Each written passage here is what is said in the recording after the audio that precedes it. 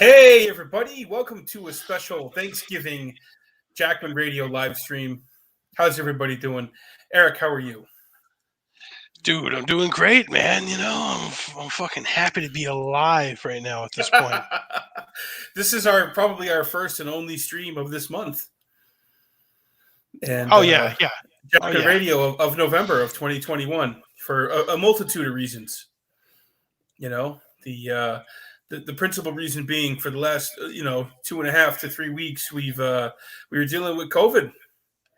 We were dealing with COVID 1984, which we survived. It hit us. It came. The China virus came. It was a terrible gift from China. It should have never happened. Here it is. Yeah, it wasn't fun, but this is the age that we live in. This is reality. I mean, it's you got the fucking Delta, you got the Omega, you got the Beta, you got, everything under the sun. So, yeah, a lot of people are dealing with it, actually. And there's a lot of elderly people who deal with it that actually survive it, too, which I don't think, in my opinion, doesn't get talked about enough. The elderly who get it and survive? Mm-hmm. Yeah. Wow. Yeah, there's a fair amount.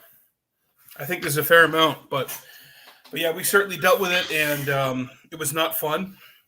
Of course, we don't want nobody wants to get it. Nobody seeks out to get it, but it's the reality of our times. You don't set out to get the China, Mike. No. But look, we got the China, and we defeated the China, and we dealt with it, and it was unbelievable. We did a great job. I think probably the scariest of the whole thing was the breathing. There was some breathing difficulties, but not enough to go to the hospital. Fortunately, yeah, for us. I mean, as our audience knows and our friends and family know, we are, we're larger fellows. We're big, but we're otherwise healthy. Other than being large fellows, we are very healthy. There's no cigarette. There's no history of cigarette, Mike. There's no cigarette damage.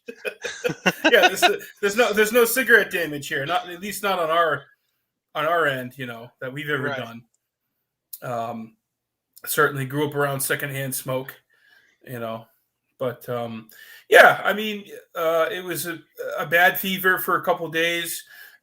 Breathing was a little tight, a little obstructed. But fortunately for us, it never got bad to the point where we had to go to the hospital.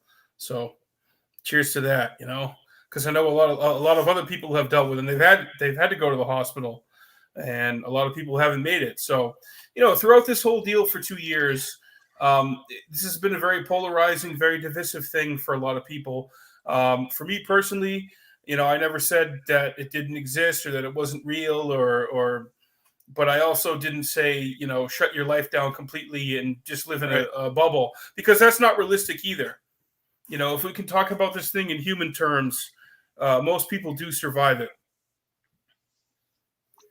Yeah, majority of people get the China, and they survive it. And people are curious to know what it was like. It was not fun. It's the worst flu and head cold and fever you've ever had. But then throw in losing your sense of smell and your sense of taste.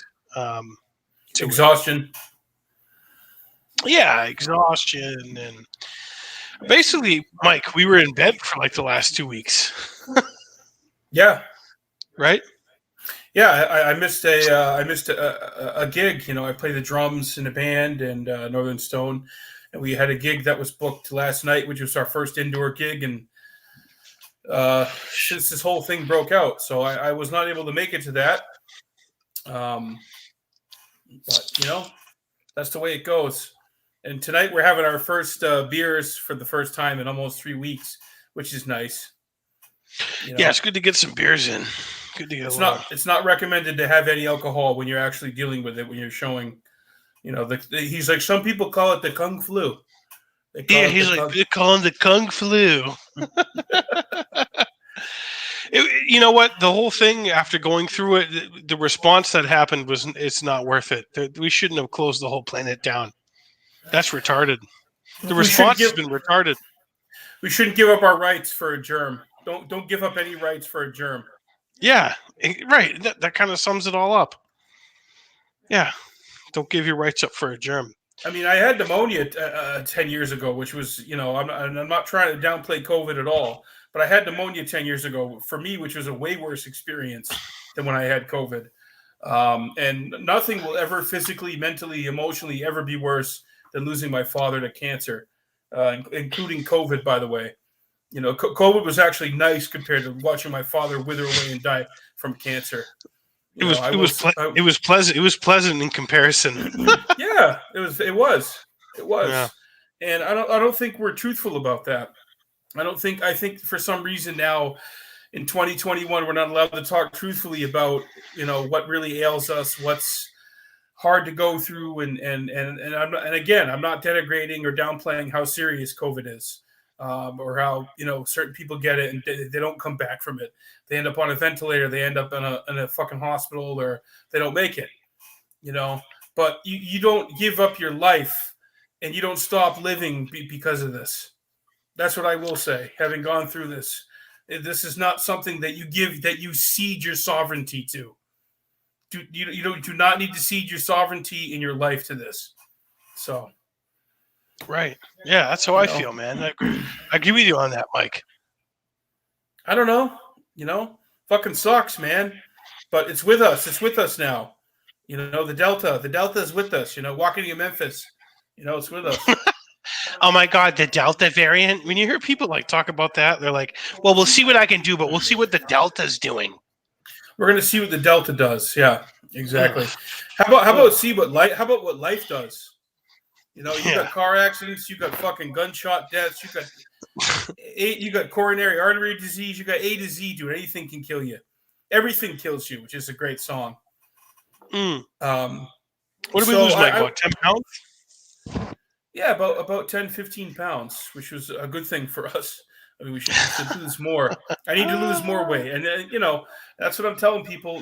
Through this ordeal, I'm an overweight 35-year-old male living in America, like many, which is not healthy. But beyond that, I am healthy. Beyond that, we have healthy lungs, we have a strong immune system, and we dealt with it. So that's kind of what I want to say to most people out there, and I think that's what the experience is dealing with this shit. And a lot of people don't want to say that. Right. Yeah. Well, we use vitamins and rest and sleep and liquids, and just basically good old fashioned stay in bed to deal with it. Right. Rest and hydration and vitamins and over the counter meds, and that's really all you can do with a lot of this. And not everybody is like Joe Rogan or has access to what Joe Rogan or Aaron Rodgers has access to, which is the reality of it. Well, and also not everybody is Joe Rogan or Aaron Rodgers. Those guys are specimens. They don't have day jobs. They have to work where they're fucking reporting to other people for 40 hours a week. They actually have time where they can deal with this and do whatever the best thing is to them. And you know what? I'm glad they made it through, Mike. I'm glad Rogan and Aaron Rodgers made it through. I know. I want everybody to make it through, and that's another thing too, man. If anybody gets sick with this, I'm rooting for you, and I want you to make it through. Like these people who were like, "Oh, good. I'm glad you're sick.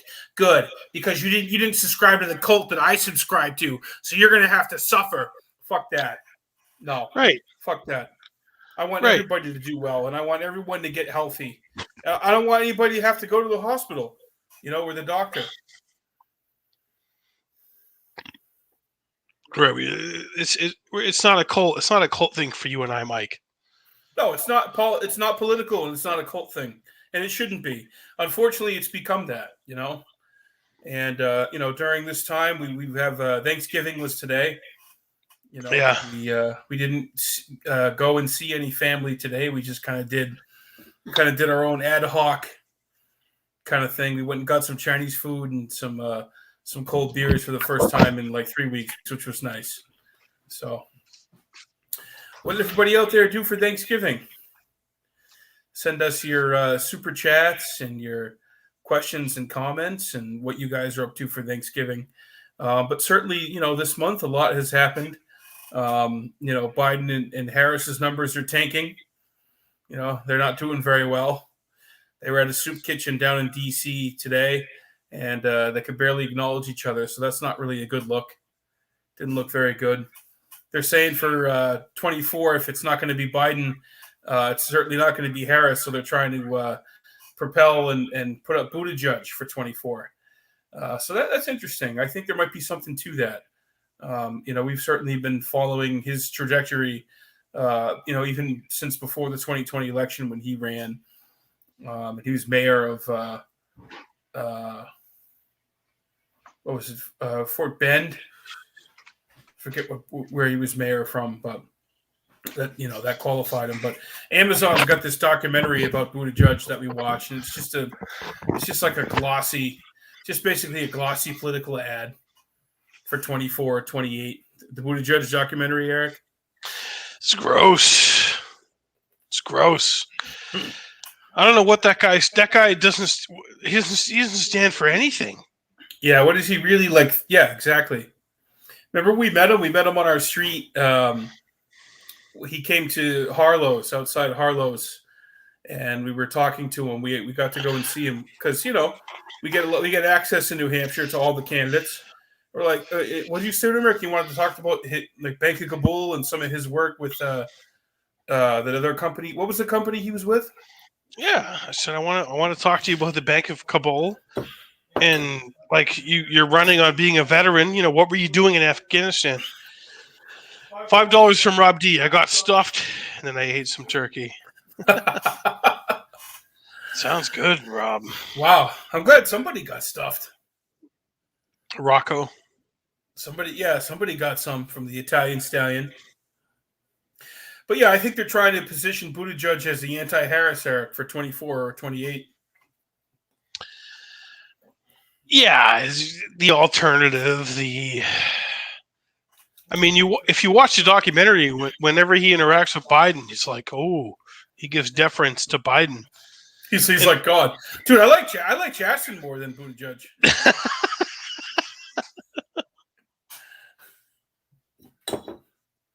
Chastain's more real, dude. Yeah, I don't know. I think I don't know about Buttigieg, man. He's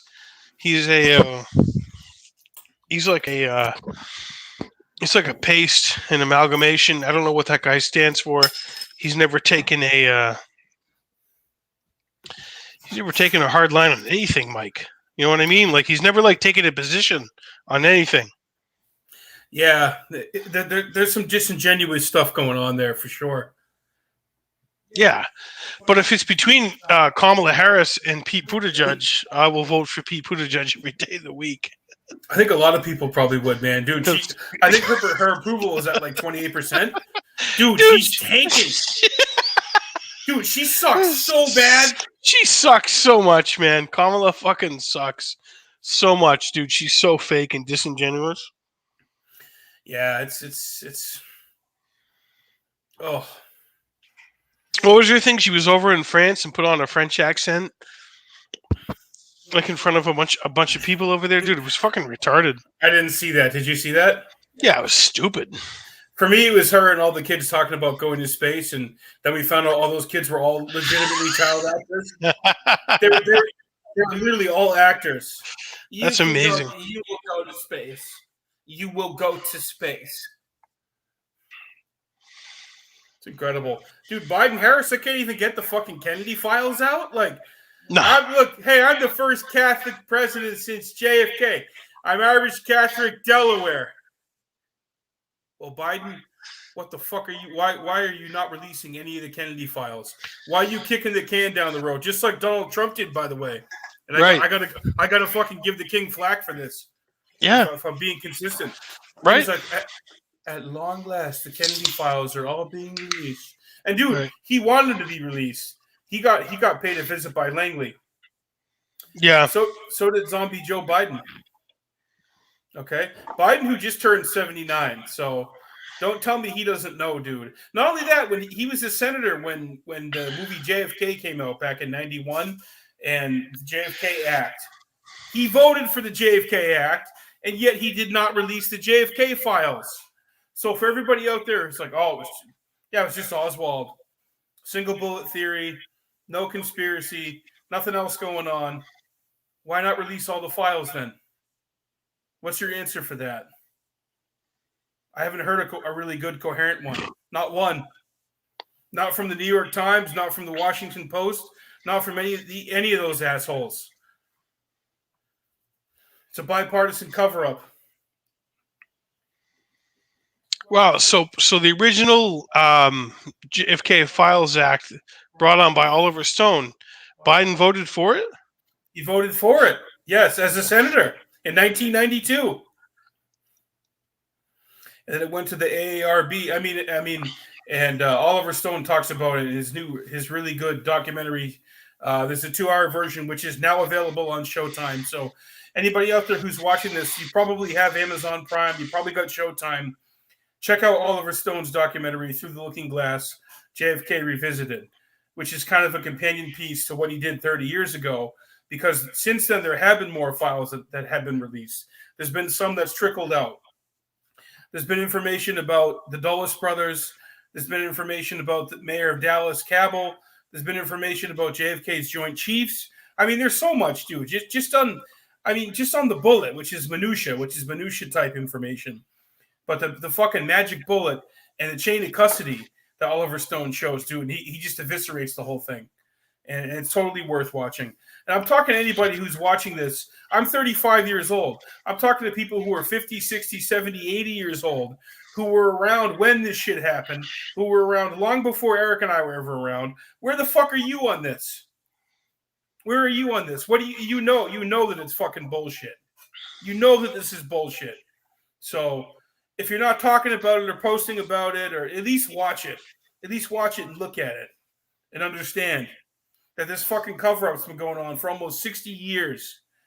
You know, you want to talk about the coup? You want to talk about January 6th? You want to talk about a fucking, miscalculation of democracy and justice?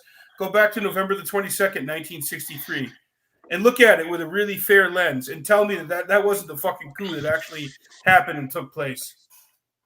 Period. I don't know. I don't think Mayor Pete's going to get down to the bottom of it if he gets in there. Mayor Pete is such a cock dude. He's so fucking... Dude, how about the fuckery in Iowa? Bernie won Iowa in 2020, right? Is that what happened? I would say so. Yeah. Mayor Cheat went out there and was like, we won Iowa with flimsy, with no evidence. Really with no evidence. With nothing, went out there and declared victory. How come he won Iowa though at one point, right, Eric? 8 or 12? He probably did win that Republican primary, how come he? Yeah, let me see when that was. No, I would say that he probably did. So we got all that going on, we got a couple of turkeys being pardoned, we got the Rittenhouse fucking jury. Everyone's got a hot fucking take and a hot opinion on that. The trial that we should be looking at, that all of us should be looking at, every American, left, right, conservative, liberal, Republican, Democrat, is Ghislaine Maxwell's trial. Yes. Okay? This involves multiple presidents. This involves members of the royal family. This involves like a dozen billionaires. Okay? This is what you should really be getting angry about. Don't get angry about a 17-year-old who shot a pedophile and a fucking woman abuser and a fucking arsonist. Okay? Get angry about the Ghislaine Maxwell trial. Get angry about the fact that Jeffrey Epstein was never accounted for or brought to justice for trafficking underage children. Little girls, little underage girls being trafficked on jets, being flown by former presidents, heads of state from other countries, members of the Mossad, members of Israeli fucking parliament, and fucking people in the media that are worth billions of dollars who shape the narrative. That's what you should be angry about. I want to see the level of outrage on Ghislaine Maxwell's trial that I heard and saw from the Rittenhouse trial. Can I get a fucking amen for that? Can we get something for that? Let's hear it. Where's the outrage? Shouldn't there be outrage for that, Eric? The outrage should be deafening. It should be deafening. It should be, wow, these are the most powerful people in the world. The Clintons. I mean, Bill Clinton was on the island, Mike. He got bagged. Yeah, he lied about that, by the way, folks. He lied about being on the island. He got busted. He got caught. The testimony from at least 3 people, including Virginia Griffey Roberts, one of the victims, including the fucking handyman who worked on the island.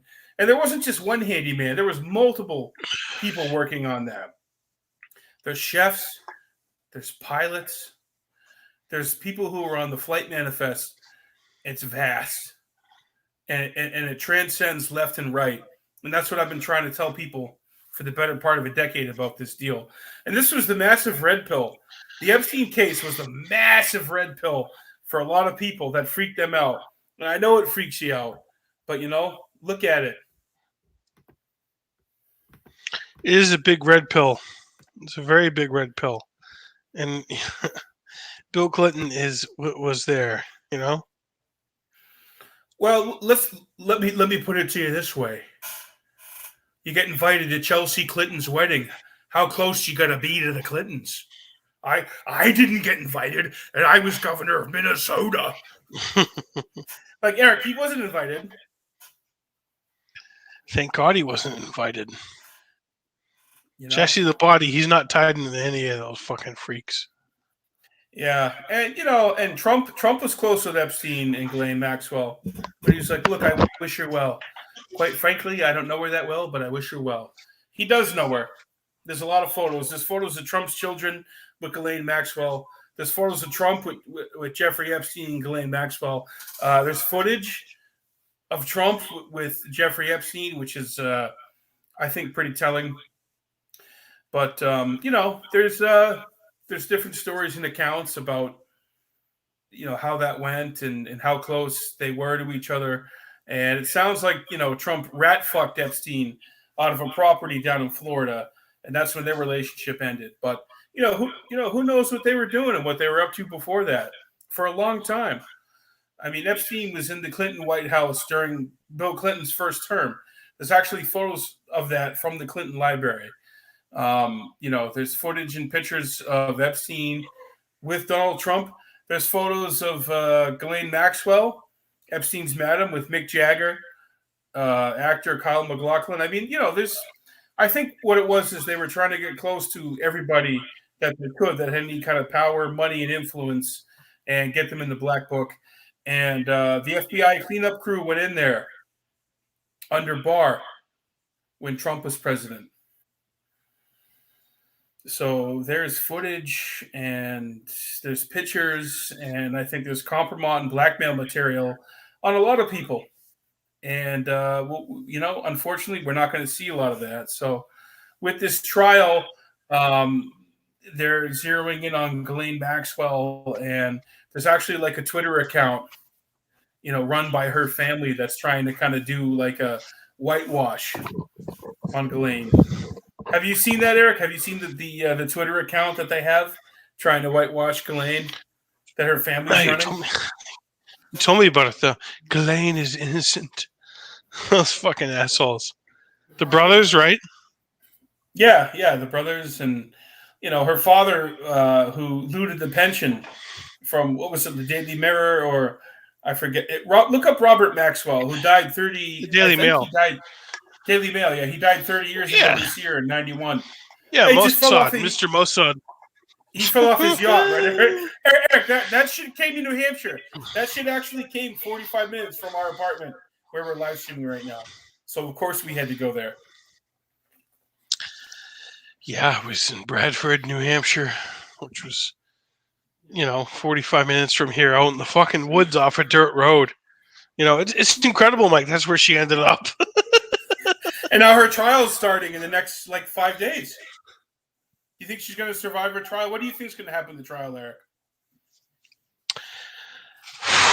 It's hard to say, man.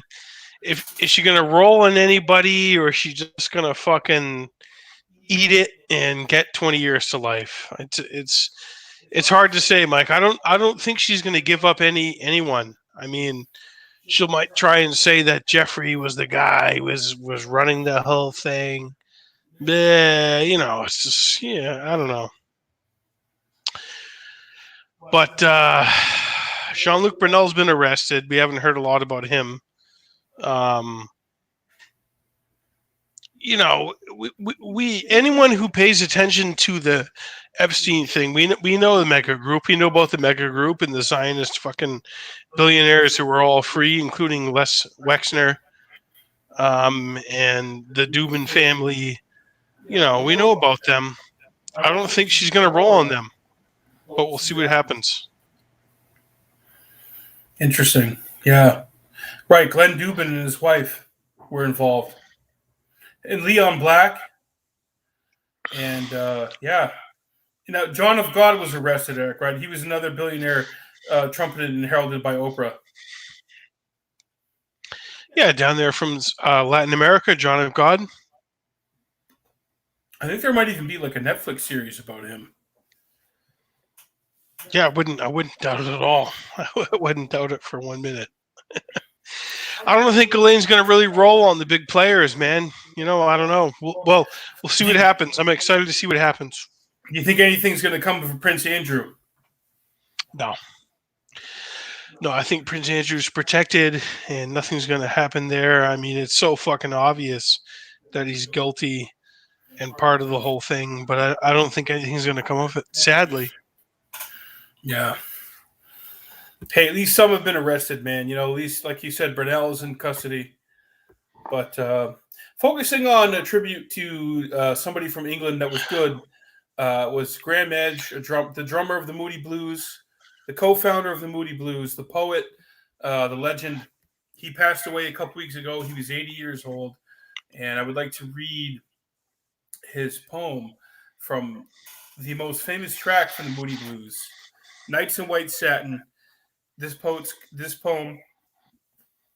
is called Late Lament. And it goes like this. Breathe deep, the gathering gloom. Watch lights fade from every room. Bedside of people look back and lament. Another day's useless energy is spent. Impassioned lovers wrestle as one. Lonely man cries for love and has none. New mother picks up and suckles her son. Senior citizens wish they were young. Cold-hearted orb that rules the night removes the colors from our sight. Red is gray and yellow is white, but we decide which is right and which is an illusion. And that was written by Graham Edge, the co-founder and drummer of the Moody Blues.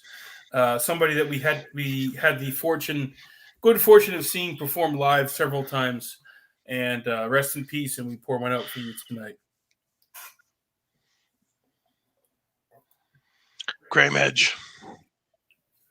That guy lived a life. He was a rock star drummer for the better part of 60 years, which not a lot of people can claim or say that they did. Huge inspiration. Did he make it to 80, 81? Yeah, he made it to 80.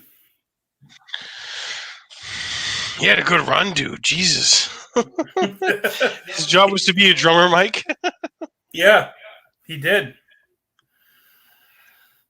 He definitely did. What about Jackie Rohr, City on a Hill, Eric? What are your thoughts on that? Talk about Jackie Rohr.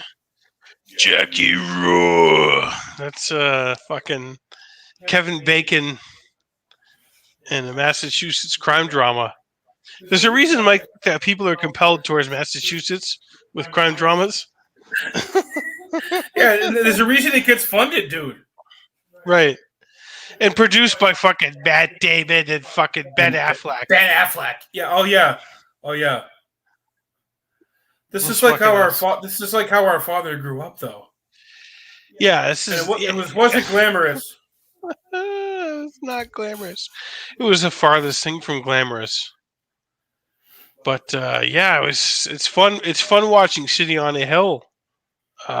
We were sick with COVID for the last 2 weeks, 2.5 weeks. We watched it. Yeah, we watched City on the Hill. Yeah, it's a good show. It's very well produced. It reminds me of Mystic River, The Town. Yeah, Yeah, it's a mix between Mystic River, exactly, in The Town, and fucking Goodwill Hunting, and fucking everything that came out of Boston. You know, it's so bastardized. it's bastardized, Mike, but I enjoy it. There's some truth to it. There's some truth to it, I think, is what it is. There's some truth to it. I like it. I'm glad they made it, Mike. You know, I believe in it. I believe in fucking Kevin Bacon. Kevin Bacon plays Jackie Roy, who's like a corrupt FBI fucking informant type dude, and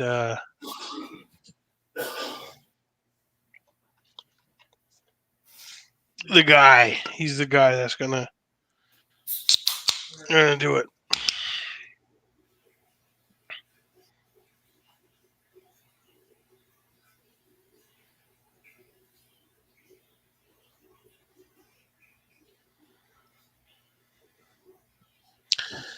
Yeah, so that's kind of where we're at right now. You know, we're dealing with the Ghislaine Maxwell trial, and we don't know what's going to happen. You know, I'd love to see so many people go down and fucking pay their comeuppance, but I don't see it happening. I don't think that.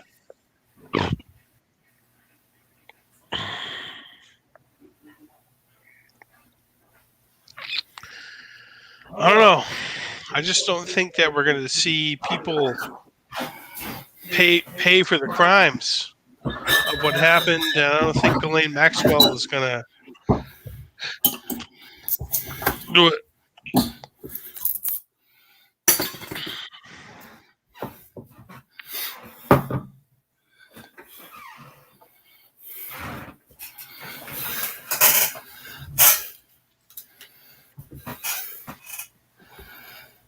I've been getting a lot of questions about Tulsi Gabbard on Fox News.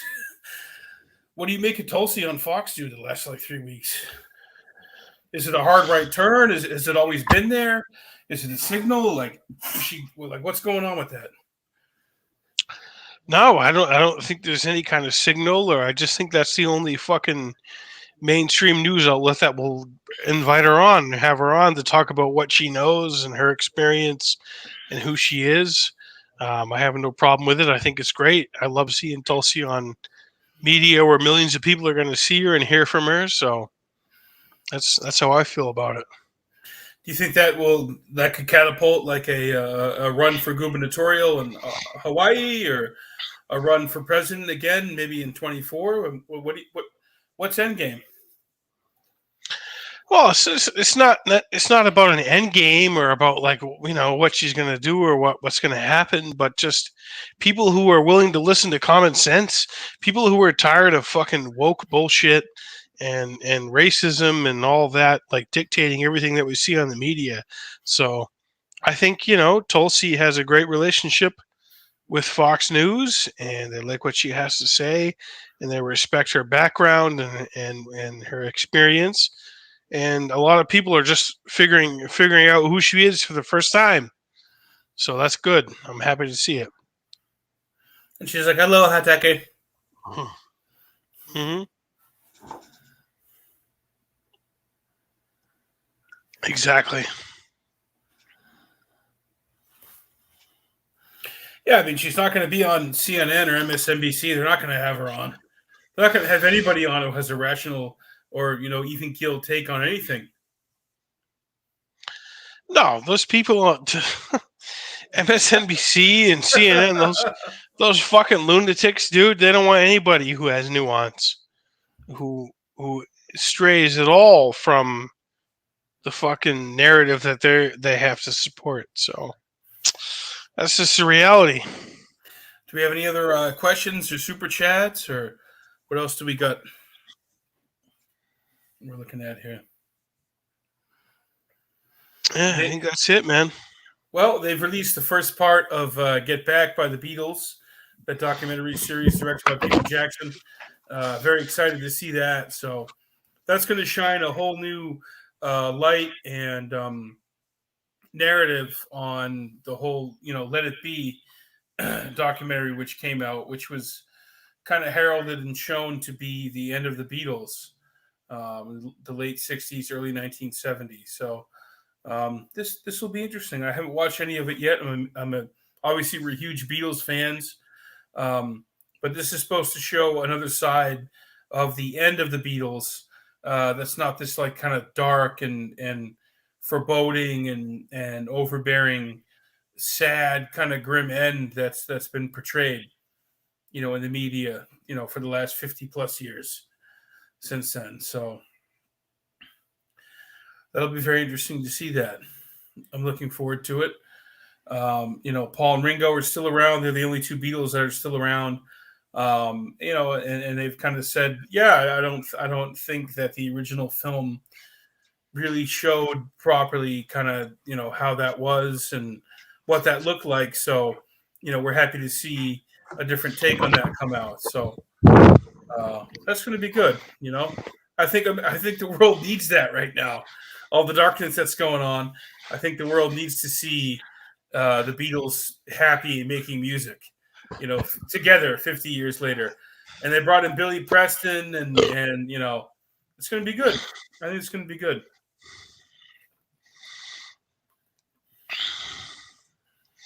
Jackie Roar. What do you think there, Lace? What else you got? You got anything else before we close things out for the night? No, I'm good, man. I just loved everybody. Hey, happy Thanksgiving. Love to everybody. And we'll see you soon. Click subscribe if you haven't.